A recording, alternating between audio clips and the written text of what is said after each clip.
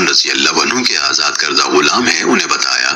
کہ حضرت عثمان رضی اللہ عنہ نے وضو کے لیے پانی منگوایا اور وضو کیا تو دونوں ہاتھوں کو 3 بار دھویا، پھر کلی کی اور ناک میں پانی ڈال کر ناک جھاڑی، پھر 3 بار چہرہ دھویا، پھر 3 بار دایاں بازو کوہنی تک دھویا، پھر اسی طرح بایاں دھویا، پھر اپنے سر کا مسح کیا، پھر 3 بار اپنا دایاں پاؤں ٹخنوں تک دھویا، پھر اسی طرح بایاں پاؤں دھویا، پھر کہا میں نے رسول اللہ صلی اللہ علیہ وسلم کو دیکھا تھا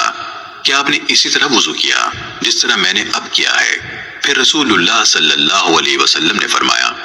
جس شخص نے میرے اس وضو کی طرح وضو کیا پھر اٹھ کر 2 رکعتیں ادا کی،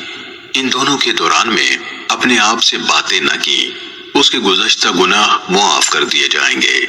ابن شہاب نے کہا ہمارے علماء یعنی تابعین کہا کرتے تھے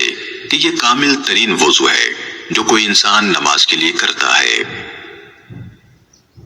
صحیح مسلم حدیث نمبر 538۔